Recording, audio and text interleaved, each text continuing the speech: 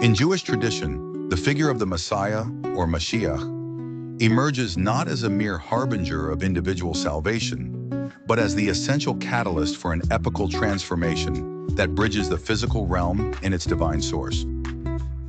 The etymology of Mashiach, literally the Anointed One, derives from the ancient ritual of consecrating kings and high priests with oil, signifying the investiture of supreme spiritual responsibility in earthly governance. The identity of the Messiah, as conceptualized in classical Jewish texts, is meticulously defined. He must be a descendant of King David through the line of Solomon, a human leader of prodigious wisdom, impeccable piety, and peerless command of Torah knowledge. Unlike the figure depicted in other theological traditions, the Jewish Messiah remains strictly mortal.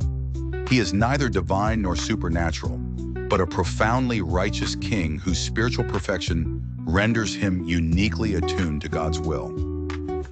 This is evidenced by his attainment of Ruach HaKodesh, a heightened divine inspiration, that enables him to discern with precision the inner truth of every person and to adjudicate with absolute equity. He thus functions as a model for humanity's ultimate potential, exemplifying what collective alignment with God could manifest in the material world. The narrative of the Messiah's arrival is wreathed in complexity and suspense.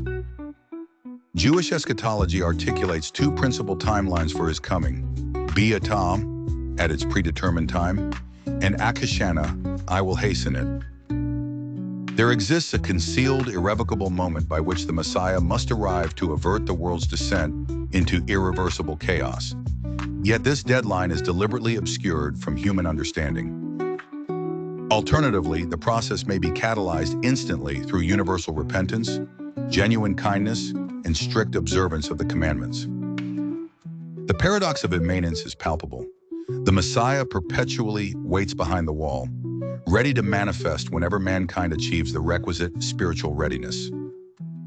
The tradition further suggests that his appearance will transpire in a generation singularly innocent or guilty, where the prevailing moral state reaches an absolute nadir or apogee, serving as the pivotal fulcrum for redemption. Preceding the ultimate reconciliation of God with creation, the Messiah is charged with a sequence of pivotal tasks that dismantle long-standing barriers of spiritual and societal disrepair. First among these is the ingathering of the Jewish diaspora, a physical and metaphysical restoration of the people to the land of Israel. The subsequent rebuilding of the Holy Temple in Jerusalem serves as the epicenter for divine communion and the spiritual heartbeat of creation. However, the most formidable dimension of the Messiah's mandate is the eradication of evil and impurity from the earth.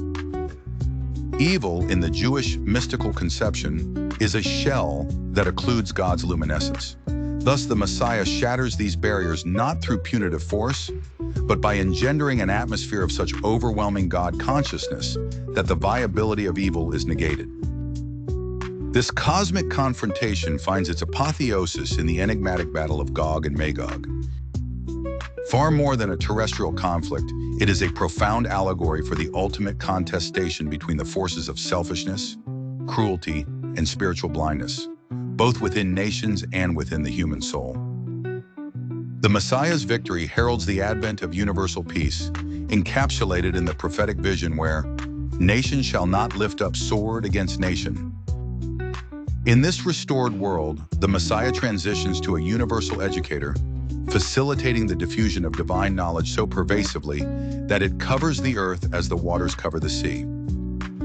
Such preparation is indispensable, for the crowning aspiration of Jewish tradition is the realization of a dwelling place for God in the lower worlds.